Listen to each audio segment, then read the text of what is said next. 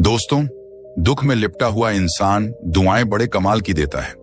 आंखों का पानी और इंसान की कहानी हर किसी को समझ नहीं आती। सबसे बड़ी गलती जो लोग करते हैं, आधा सुनते हैं, थोड़ा समझते हैं और ज्यादा बताते हैं। किसी ने पूछा, घमंड क्या है? बहुत खूबसूरत जवाब मिला। खाक से बने इंसान का अपनी औकात भूल जाना। सच्ची बातें, सीधे लोग और मुश्किल रास्ते अक्सर लोगों को पसंद नहीं आते। जब कोई ना समझ रहा हो तो खामोश रहना ही बेहतर है, क्योंकि बहस रिश्तों को बिगाड़ देती है। पानी और वाणी यदि मर्यादा तोड़े तो हमेशा विनाश ही होता है। अपनी कदर कीजिए, क्योंकि अपने सिवा कोई अपना नहीं। यह कलयुग है। यहाँ सच्चे को धोखा और झूठे को मौका मिलता है। आग का तो बस नाम बदनाम है। जलते तो यहाँ लोग एक दूसरे से हैं। किसी से जलन करोगे तो कुछ न पाओगे। हर हाल में ईश्वर का शुक्र करोगे तो सुख गिन ना पाओगे। पूछता है कोई मुझसे कि दुनिया में मोहब्बत बची है? कहां मुस्कुरा देता हूं मैं और याद आ जाती है मां। अगर मेरी जिंदगी में दुख ना होते तो मैं ईश्वर से प्रार्थना का रिश्ता कैसे निभाता? याद एक हसीन परिंदा है जो बिना इजाजत अपनी उड़ान भरता है। कभी कभी हम ऐसे इंसान को बड़ी शिद्दत से याद कर रहे होते हैं जिसके सामने हमारी हैसियत महज एक फजूल ख्याल के अलावा कुछ नहीं होती। तारीफ दिन बनाती है और ताने जिंदगी। लोग अक्सर महान बनने के चक्कर में शायद इंसान बनना भूल जाते हैं। सूर्य और पिता की गर्मी को सहन करना सीखो, क्योंकि यह दोनों जब डूबते हैं तब चारों ओर अंधेरा छा जाता है। इंसानियत बहुत बड़ा खजाना है, उसे कपड़ों में नहीं इंसान में तलाश करो। बस इतना सा हुनर सीखना है, जमीन पर रहकर आसमान जीतना है। दोस्तों, इंसान के जीवन में यह तीन चीजें बड़ी उलझी हुई होती हैं, दिल, दिमाग और तकदीर।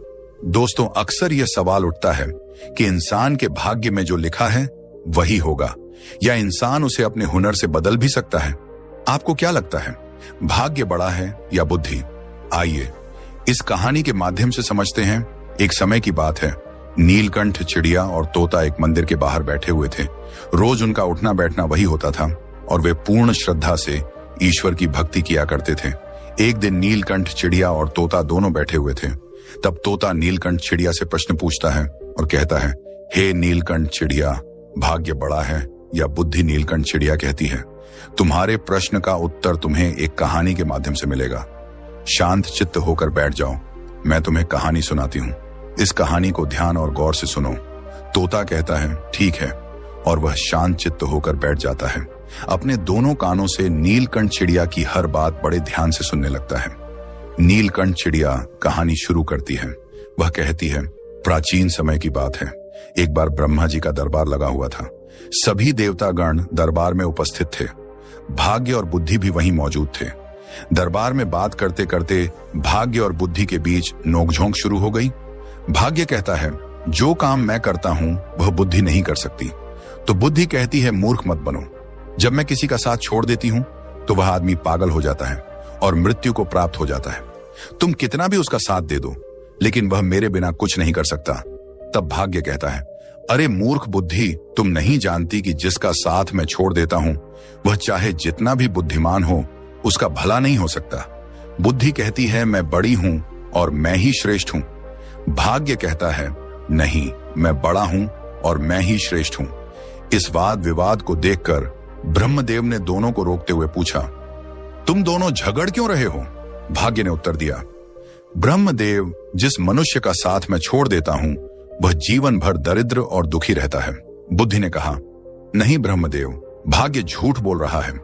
जब मैं किसी का साथ छोड़ देती हूं तो वह चाहे जितना भी भाग्यशाली हो कुछ नहीं कर सकता। बुद्धिहीन मनुष्य मृतक के समान होता है। ब्रह्मदेव ने दोनों की बातें ध्यान से सुनी और सोचा कि इस समस्या का हल केवल एक परीक्षा से ही संभव है। उन्होंने कहा, तुम दोनों अपनी अपनी शक्ति का प्रदर्शन करो। मृत्यु लोक में एक निर्धन बुढ़िया और उसका 21 वर्षीय बेटा रहते हैं। उनके पास खाने के लिए अनाज का एक दाना भी नहीं है। तुम दोनों में से जो इस लड़के को धनवान और सम्राट बना देगा वही श्रेष्ठ माना जाएगा। भाग्य ने कहा, यह तो मेरे लिए बहुत सरल है। बुद्धि बोली, यह सरल नहीं है। जब तक मैं उसका साथ नहीं दूंगी तब तक तुम उसे राजा नहीं बना सकते। ब्रह्मदेव ने कहा, तुम दोनों इस लड़के पर अपनी अपनी शक्तियों का प्रयोग करो और यह सिद्ध करो कि तुम दोनों में से कौन बड़ा है। भाग्य ने कहा, ब्रह्मदेव, पहले मुझे अपनी श्रेष्ठता सिद्ध करने का अवसर दें। ब्रह्मदेव ने अनुमति दी। बुद्धि ने कहा, ब्रह्मदेव, मैं अभी इस लड़के का साथ छोड़ रही हूं। भाग्य ने उत्तर दिया, ठीक है, तुम इस लड़के का साथ छोड़ दो और देखो कि मैं इसे कैसे सम्राट बनाता हूं। बुद्धि बोली, ध्यान रखना, यह व्यक्ति जीवित रहना चाहिए। भाग्य बोला, आज तुम्हारी हार निश्चित है क्योंकि मैं ही तुमसे अधिक शक्तिशाली हूं। बुद्धि बोली, ठीक है, मैं अभी इसी समय इस लड़के का साथ छोड़ रही हूं। ऐसा कहकर बुद्धि ने उसका साथ छोड़ दिया। बुद्धि के साथ छोड़ते ही वह लड़का अपनी शुद्ध बुद्धि खो बैठा। वह एक निर्गुणी बनकर रह गया, पागल और मूर्ख बनकर जीने लगा। अब भाग्य अपना काम शुरू करता है। भाग्य देखता है कि उस व्यक्ति के पास कुछ भी नहीं है। एक घास फूस की बनी हुई झोपड़ी है और केवल 4 बकरियां हैं। वह लड़का उन बकरियों के खाने के लिए पेड़ पौधों की पत्तियां काट कर लाता है और उन्हें चराता है। वह पूरा दिन इसी में बिता देता है। उसकी स्थिति देखकर भाग्य सोचता है, इसके पास ना पहनने के लिए अच्छे वस्त्र हैं और ना ही पैरों में पहनने के लिए जूते। अब मैं इसका साथ देकर इसे राजा बनाऊंगा। भाग्य ने पासा पलटा। जिस रास्ते से वह चरवाहा निकल रहा था, वहां भाग्य ने एक सुंदर सोने के जूतों की जोड़ी रख दी। लड़के की नजर उन जूतों पर पड़ी, लेकिन वह यह नहीं पहचान पाया कि यह सोने के जूते हैं। उसे तो बस पैरों में पहनने के लिए जूते चाहिए थे। उसने जूतों को उठाया और पहन लिया। वह सोचने लगा, चलो जूते तो मिल गए, इससे मेरा बहुत समय का काम चल जाएगा। अब जंगल से चारा लाते हुए और बकरियों को चराते हुए मेरे पैरों में कांटे नहीं लगेंगे। जूतों को पहनकर वह अपने घर आ गया। प्रतिदिन उसकी यही दिनचर्या चलती रही। वह जंगल में बकरियों को चराने जाता और पेड़ पौधों की पत्तियां काट कर लाता। उसकी माता की बुद्धि भी समाप्त हो गई थी क्योंकि बुद्धि उसे भी छोड़कर चली गई थी। भाग्य ने तो उस चरवाहे का खूब साथ दिया, लेकिन उसके जीवन में कोई बड़ा बदलाव नहीं आया। भाग्य सोचने लगा, मैंने इसे सम्राट बनाने का संकल्प लिया है, पर यह तो मूर्ख और पागल जैसा व्यवहार कर रहा है। यह सब देख रही बुद्धि ने भाग्य से कहा, क्या तुम नहीं जानते कि मैंने उसका साथ छोड़ दिया है? जब मैं किसी का साथ छोड़ देती हूं तो वह ऐसा ही व्यवहार करता है। भाग्य ने उत्तर दिया, मैं भी देखता हूं कि तुम क्या कर सकती हो। अब तुम भी देखो कि मैं क्या करता हूं। उस देश के नजदीक के एक अन्य देश का राजा धीरज सिंह था। उसके दरबार में एक व्यापारी था जो अलग अलग देशों और स्थानों पर जाकर व्यापार करता था। वह व्यापारी ऊंटों पर पीतल लाद कर ले जाता और दूसरे देशों में व्यापार करता। एक दिन वह व्यापारी उसी जंगल से गुजर रहा था जहां वह चरवाहा अपनी बकरियां चरा रहा था। उस व्यापारी ने देखा कि चरवाहे के पैरों में सोने के जूते हैं और वह उनकी कोई कदर नहीं कर रहा है। उसे देखकर लगता था कि वह इन जूतों की कीमत के बारे में जानता भी नहीं है। व्यापारी अपने ऊंट से नीचे उतरकर चरवा से पूछने लगा, भाई यह जूते तुम्हें कहां से मिले? चरवाहे ने उत्तर दिया, ये जूते मुझे इस जंगल में रास्ते पर पड़े हुए मिले थे। व्यापारी ने पूछा, क्या तुम यह जूते बेचना चाहोगे? चरवाहे ने कहा, जरूर बेच दूंगा। इन्हें पहनते पहनते मुझे बहुत समय हो गया है, लेकिन यह टूटते या फटते ही नहीं है। ये काफी मजबूत है। व्यापारी ने कहा, इन जूतों के बदले में तुम मुझसे जो चाहो वह ले लो। चरवाहे ने उत्तर दिया, मुझे इन जूतों के बदले में ज्यादा कुछ नहीं चाहिए, बस 2 बोरी अनाज चाहिए जिससे मुझे और मेरी मां को 2 समय का भोजन मिल जाए। हम तो भूखे मर रहे हैं। व्यापारी ने वह सोने के जूते 2 बोरी अनाज के बदले ले लिए। सोने के जूते पाकर व्यापारी बहुत खुश हो गया। वह चरवाहे को 2 बोरी अनाज देकर चला गया। यह देखकर बुद्धि ने भाग्य से कहा, भाग्य देख रहे हो, तुम्हारे सोने के जूते तो 2 बोरी अनाज के बदले में बिक गए, तुम्हारे यह स्वर्ण जूते अनाज में बदल गए। भाग्य ने बुद्धि की बात सुनकर कहा, बुद्धि तुम चिंता मत करो, मैं जिसका भी साथ देता हूं उसे कोई भी राजा बनने से नहीं रोक सकता। मैं इसे एक महान सम्राट बनाकर ही रहूंगा। बुद्धि कहने लगी, भाग्य तुम मेरे बिना कुछ नहीं कर सकते। देखना, तुम इसे अवश्य मार दोगे। यह बेचारा कहीं राजा बनने से पहले ही मर ना जाए। भाग्य ने कहा, बुद्धि तुम कैसी बातें कर रही हो? देखना अब मैं क्या करता हूं। इतना कहकर भाग्य फिर से उस व्यक्ति के पास आया। उसने दूसरे सोने के जूतों की जोड़ी, जो सोने चांदी और हारों से जड़ी हुई थी, उसी रास्ते पर रख दी जहां से चरवाहा बकरियों के लिए पत्ते लेने जंगल जा रहा था। जब चरवाहे को फिर से सोने के जूते मिले तो वह बहुत प्रसन्न हुआ। दूसरी तरफ चरवाहा ने जो सोने के जूते उस व्यापारी को बेच दिए थे, वह व्यापारी सोचने लगा, क्यों ना मैं इन्हें अपने राजा को भेंट करूं ताकि महाराज प्रसन्न होकर मुझे कुछ इनाम दे। यह सोचकर वह व्यापारी सोने के जूते लेकर राजा धीरज सिंह के महल में गया। राज दरबार में जाकर उसने वह सोने के जूते राजा को दे दिए और कहा, महाराज ये स्वर्ण जूते मैं खास तौर पर आपके लिए लाया हूं। ये जूते अद्भुत हैं। ऐसे जूते तो हमारे महाराज के पास ही होने चाहिए। महाराज धीरज सिंहन जूतों को देखकर बहुत प्रसन्न हुए। सोने के सुंदर जूते देखकर उन्हें ऐसा लग रहा था जैसे यह जूते देवलोक से आए हों और देवताओं ने इन्हें बनाया हो, मानो स्वयं विश्वकर्मा ने इन्हें बनाया हो। इतने सुंदर जूते देखकर वह खुश हो गए और अपने मंत्री से कहने लगे, मंत्री जी, इस व्यापारी को 20 सहस्त्र स्वर्ण मुद्राएं इनाम में दे दी जाए। राजा धीरज सिंह ने उस व्यापारी को 20 सहस्त्र स्वर्ण मुद्राएं इनाम में दिलवा दी। इतनी ज्यादा स्वर्ण मुद्राएं पाकर व्यापारी बहुत खुश हो गया और अपने व्यापार को बढ़ाने की सोचने लगा। इसके बाद वह दोबारा अपने ऊंटों पर पीतल लादकर दूसरे देश में व्यापार के लिए चल पड़ा। वह व्यापारी अपने व्यापार के लिए उसी जंगल से होकर जाता था जहां वह चरवाहा अपने पशुओं को चराता था और अपनी माता के साथ रहता था।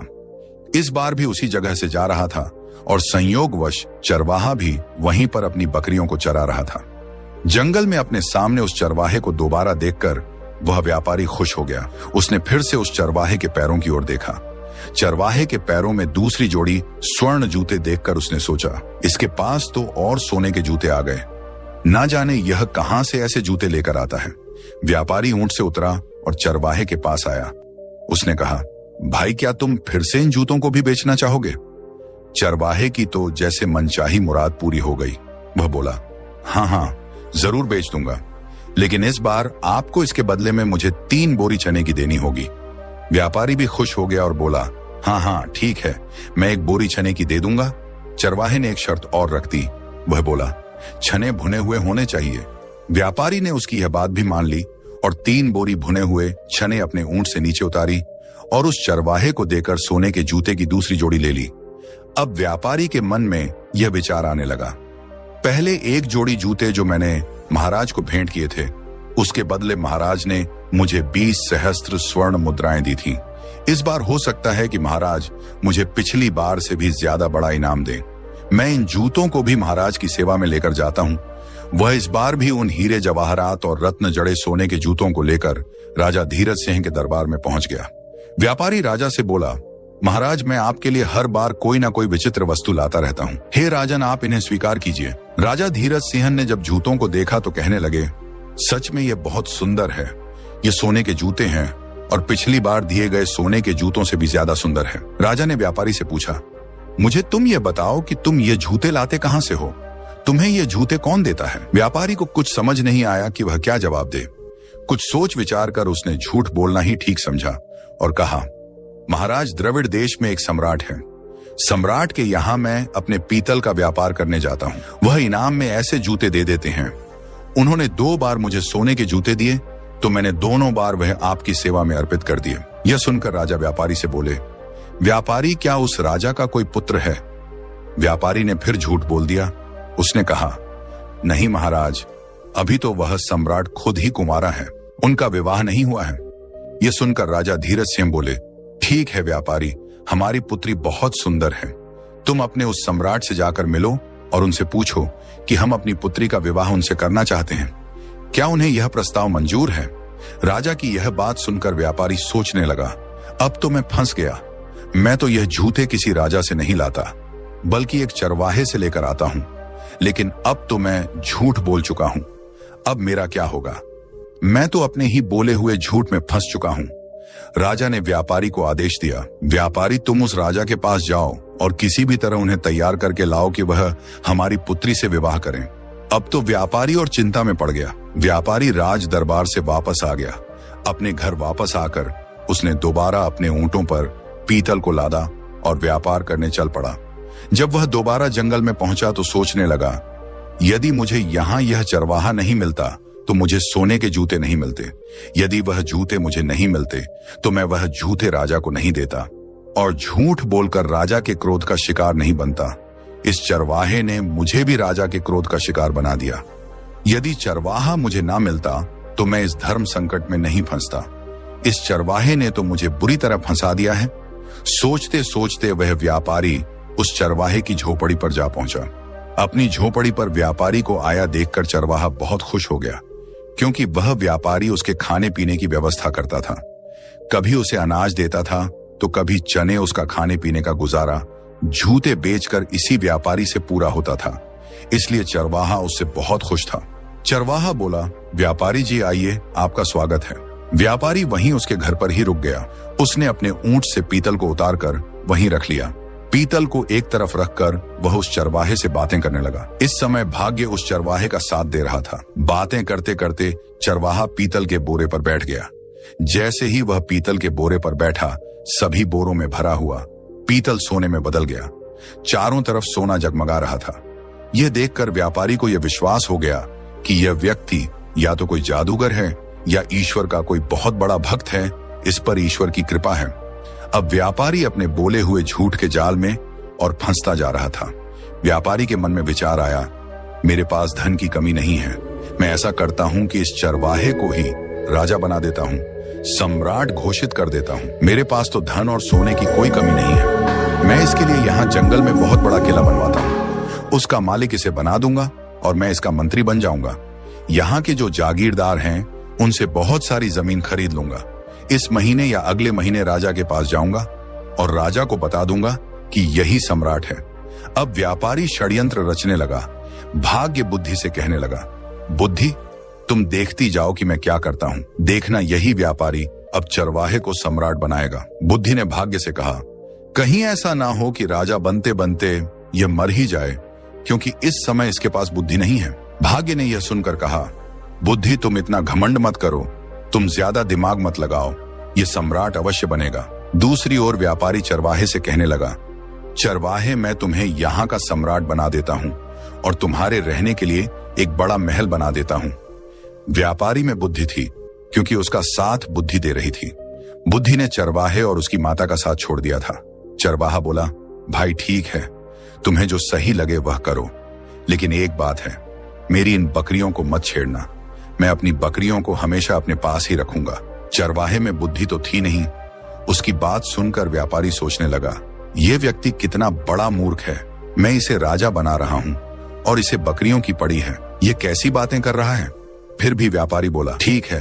व्यापारी को मन ही मन राजा का डर सता रहा था। राजा ने उसे कहा था कि तुम्हें उस सम्राट से पूछकर आना है और मेरी बेटी का विवाह उसके साथ करवाना है। इसलिए चरवाहे को सम्राट बनाने के चक्कर में व्यापारी ने उसकी बात पर ध्यान नहीं दिया। उसने किले की नींव रखवा दी और किले का निर्माण शुरू कर दिया। जल्दी ही उसने एक बड़ा सुंदर और शानदार महल चरवाहे के लिए बनवा दिया। व्यापारी ने आसपास के सभी जागीरदारों से उनकी जमीन खरीद ली। उसने चरवाहे के लिए एक सेना भी तैयार की, नौकर चाकर और दास दासियां भी रखी। यह सब देखकर वह बुद्धिहीन चरवाहा मन ही मन सोचने लगा, ना जाने यह व्यापारी कहां से आ गया। इसने तो हमारी जिंदगी खराब कर दी। अब तो मुझे अपनी बकरियों को चराने के लिए भी समय नहीं मिलता। यह हमेशा बातें करने में लगा रहता है। चरवाहा जब भी बकरियों को जंगल में ले जाता और चराकर वापस लाता, व्यापारी ने उसके लिए राजसी वस्त्र सिलवाए और उसके शीश पर मुकुट रखा। लेकिन चरवाहा ने अपना स्वभाव नहीं बदला। चरवाहा व्यापारी से कहने लगा, तुम्हें जो भी ठीक लगे वह करो, पर मेरी बकरियां कहीं नहीं जानी चाहिए। अगर मेरी बकरियां चली गई तो मैं तुम्हें जीवित नहीं छोड़ूंगा। तुमने इतनी भीड़ इकट्ठा कर ली है, हमारा जीवन खराब कर दिया है। व्यापारी कहने लगा, अरे चरवाहे, मैंने तो तुम्हें राजा बना दिया है, मैं तुम्हारा मंत्री बनूंगा। लेकिन चरवाहे की समझ में यह सब नहीं आ रहा था। अब भाग्य बुद्धि से कहने लगा, बुद्धि देखो, मैंने इस चरवाहे को राजा बना दिया है। अब यह एक किले का मालिक बन चुका है। बुद्धि ने कहा, अरे भाग्य, तुम क्यों झूठ बोल रहे हो। यहाँ बैठे हुए समस्त देवता इस बात का फैसला करेंगे कि तुमने इसे राजा बनाया है या नहीं। यह अब भी वही चरवाहा है। ब्रह्मदेव कहने लगे, भाग्य, इस चरवाहे में तो अभी तक कोई परिवर्तन नहीं हुआ है। यह तो अब भी वही चरवाहा है। अभी तुम जीते नहीं हो। बुद्धि बोलने लगी, ब्रह्मदेव, ऐसा होगा ही नहीं। जब तक मैं चरवाहे का साथ नहीं दूंगी तब तक यह राजा नहीं बनेगा, बल्कि इसके प्राण भी संकट में आ जाएंगे। यह मूर्खता करेगा और मारा जाएगा। भाग्य ने कहा, बुद्धि, मैं इसका साथ दूंगा तो तुम कुछ नहीं कर सकोगी। तुम बैठी रहो और तमाशा देखो। अब भाग्य फिर से उस चरवाहे के पास आ गया। व्यापारी ने जो उस चरवाहे की 4 बकरियां थीं, उन्हें भी एक बकरी खरीदने वाले को बेच दिया। जैसे ही उस चरवाहे को अपनी बकरियों के बिकने का पता चला, वह जोर जोर से चिल्लाने और रोने लगा। जब उसके सैनिकों और अन्य लोगों ने देखा कि राजा ऐसा कर रहा है, तो उन्हें लगा कि शायद राजा पागल हो गया है। अब व्यापारी ने उस चरवाहे को समझाया, तुम ऐसा क्यों कर रहे हो? तुम ऐसी मूर्खता क्यों कर रहे हो? ये तो 4 बकरियां थी, मैं तुम्हें और भी बकरियां दिलवा दूंगा। व्यापारी की यह बात सुनकर चरवाहा मान गया। फिर वह व्यापारी के पीछे पड़ गया। चलिए मुझे आज ही बकरियां खरीद कर दीजिए। व्यापारी ने उससे कहा, देखो भाई, अब तुम सम्राट बन गए हो, राजा बन गए हो। तुम ऐसी छोटी छोटी बातें क्यों करते हो? बच्चों जैसी बातें मत करो। मैं तो तुम्हारा विवाह करवाऊंगा। अपनी माता से पूछो, हमारे यहाँ के राजा धीरज सिंह की पुत्री बहुत ही सुंदर है, उनसे तुम्हारी शादी करवाऊंगा। लेकिन चरवाहे में तो बुद्धि ही नहीं थी। वह व्यापारी से कहने लगा, तुम मेरा क्या विवाह करवाओगे? उसकी माता भी कहने लगी, अब विवाह से क्या होगा? हमारी जिंदगी तो तुमने खराब कर ही दी है। तुमने हमें इतनी भीड़ भाड़ में लाकर पटक दिया है। कहां हम इतनी शांति से रहते थे, अपनी बकरियां चराते थे और अपनी झोपड़ी में मजे से रहते थे। अब व्यापारी सोचने लगा, लगता है यह दोनों मां बेटा पागल हैं। अब मैं क्या करूं? ऊपर से उसे महाराज धीरज सिंह का डर सता रहा था। उसके मन में यही विचार आ रहा था कि इनकी सहायता तो मुझे करनी ही पड़ेगी। ऐसे ही समय गुजरता गया। तब तक 6 महीने का समय पूरा हो गया। अब व्यापारी अपने देश में महाराज धीरज सिंह के पास पहुंचा। महाराज से कहने लगा, महाराज अब आप अपने नाई और ब्राह्मण को भेज दीजिए। मैंने अपने सम्राट को मना लिया है, वह आपकी बेटी से शादी करने के लिए तैयार है। यह सुनकर राजा धीरज सिंह बहुत खुश हुए और उसने नाई और ब्राह्मण को बुलाया और उन दोनों को व्यापारी के साथ सम्राट के पास भेज दिया। व्यापारी उन दोनों को लेकर चल पड़ा और उन्हें चरवाहे के महल में लेकर आया। उसने चरवाहे को राजसी वस्त्र पहनाए। चरवाहा व्यापारी से कहने लगा, ये तुम क्या कर रहे हो? ऐसे भी कहीं विवाह होते हैं?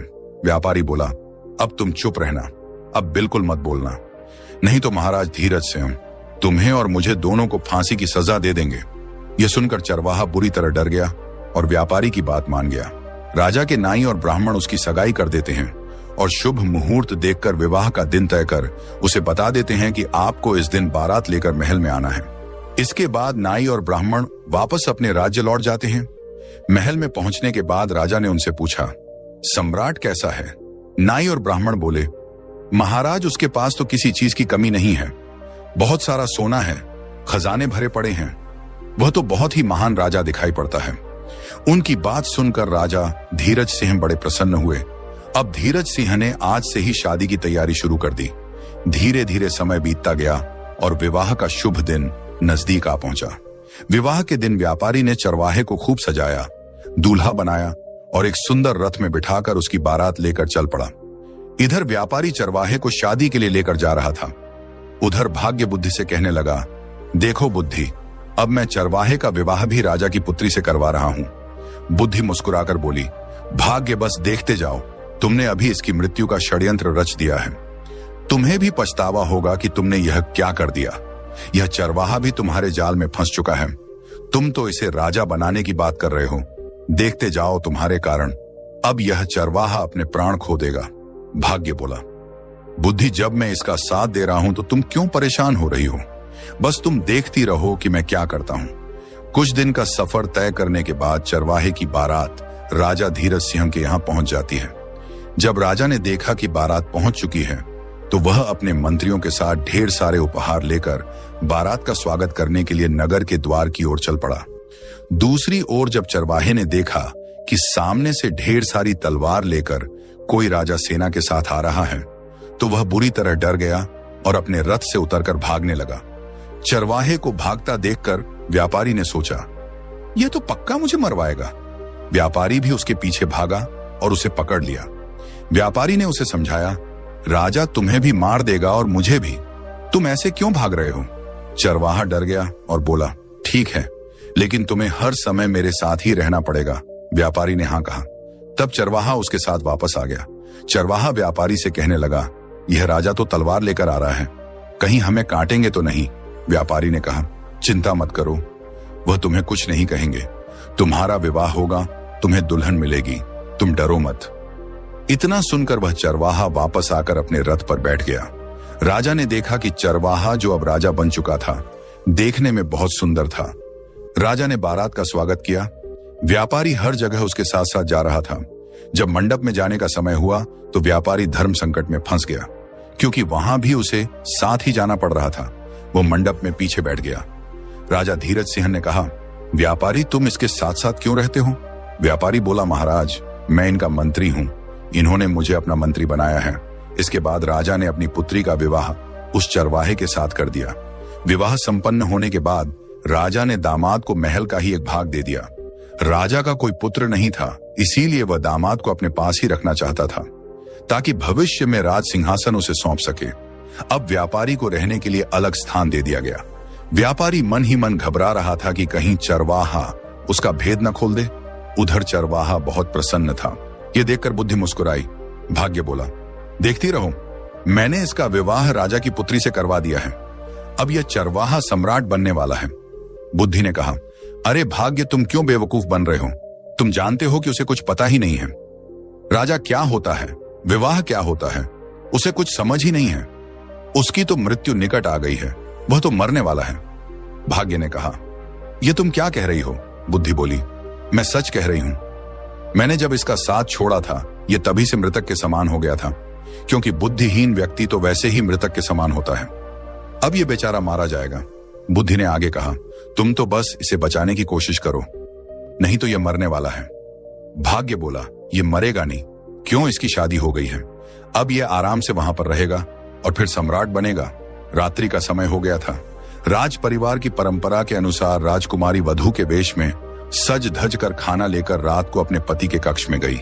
चरवाहे ने इतनी सुंदर और आभूषणों से लदी कन्या सपनों में भी नहीं देखी थी। वह डर गया। उस बुद्धिहीन चरवाहे को बचपन में अपनी दादी की सुनाई हुई कहानी याद आ गई, जिसमें एक राक्षसी सुंदर भेष बनाकर गहनों से सजी धजी किसी पुरुष को खा जाती थी। उसके मन में विचार आया, ये कोई राक्षसी तो नहीं है जो मुझे खाने के लिए आई है। बचपन में सुना था कि राक्षसी सुंदर रूप धारण कर आदमियों का खून पीकर उन्हें मार डालती है। उसने सोचा, राक्षसी के हाथ पड़ने से तो अच्छा है कि मैं यहां से भाग जाऊं। यही सोचकर वह उठा और राजकुमारी को धक्का देकर गिराता हुआ चिल्लाते हुए कमरे से निकल भागा। भागते भागते वह सीधे नदी के किनारे पहुंचा और पानी में कूद गया।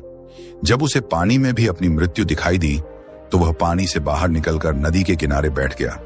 राजकुमारी के अपमान की बात सुनकर राजा आग बबूला हो गया। उसने अपने सैनिकों को आदेश दिया कि चरवाहे को जल्दी से ढूंढ कर लाए। राजा के सैनिकों ने उसे नदी के किनारे बैठे देखा और पकड़कर राजा के पास ले आए। चरवाहे को देखकर राजा को क्रोध आ गया। उसने कठोर दंड देने का निश्चय किया और आदेश जारी कर दिया कि अगले दिन उसे मृत्यु दंड दिया जाएगा। यह सब देखकर भाग्य माथा पिट रहा था और सोच रहा था, यह तो मूर्ख निकला। मूर्ख ने मेरी सारी योजना चौपट कर दी। तभी बुद्धि मुस्कुराते हुए उसके पास आई और बोली, आखिर तुम हार ही गए, देख लिया। तुमने तुम्हारे लाख कोशिश करने पर भी वह राजा नहीं बन सका। अब इस आदमी को सजा होने जा रही है।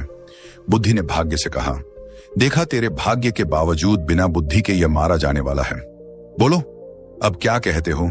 निराश होकर भाग्य बोला, अगर तुम इस आदमी को बचा लो तो मैं हार मान लूंगा। बुद्धि हंसकर बोली, तो ठीक है, अब मेरा कमाल देखो, देखो मैं इसे कैसे बचाती हूं। इतना कहकर बुद्धि ने चरवाहे में प्रवेश किया। जैसे ही बुद्धि ने चरवाहे में प्रवेश किया, वह अपने बचाव की नई नई तरकीबें सोचने लगा।